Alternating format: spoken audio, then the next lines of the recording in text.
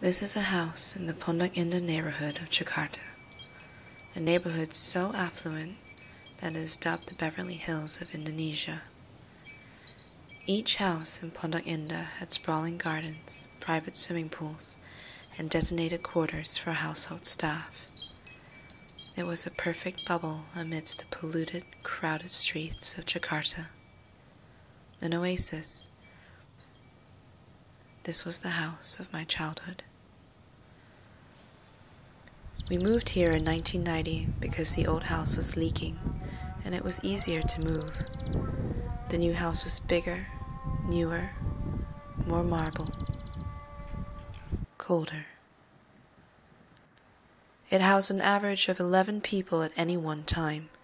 4 maids, a cook, a gardener, a security guard, my mother, my father, my brother, and I. I never liked the inside of the house much. I spent most of my childhood years playing in the garden. Sometimes baby sparrows would fall out of their nests in a tall tree in the garden. The gardener would collect them for me and put them in little wooden cages for me to fuss over. Caged, locked up, kept. The walls surrounding the house stood 20 feet high with tall metal spikes lining the rim. This was not extravagance. The house itself was extravagant, but the spike-trimmed wall was necessary, not extravagant. I remember one afternoon, I was crushing flowers into a messy pulp in a plastic bowl of water, a child's attempt at perfume. Our German shepherd began to bark, snarling at something behind the heavy metal gate, his fur standing in a thick mane around his neck. Our security guard stood by, conversing with our gardener in hushed tones.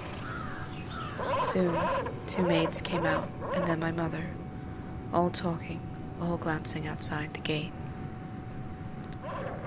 I ran up the little hill in the garden where, if I stood on tiptoes, I could peer over the wall and watch the commotion through the spikes. My brother soon joined me. There was a beggar there, sitting hunched in dirty rags just outside our gate. He was holding an empty bottle of cheap whiskey, his head lowered in apparent drunken stupor. Suddenly, I heard sirens and cars pull up. There was yelling, the sound of angry commands splitting the air and of breaking glass, then running, and the dog barking all the while. He wasn't drunk, my brother whispered to me.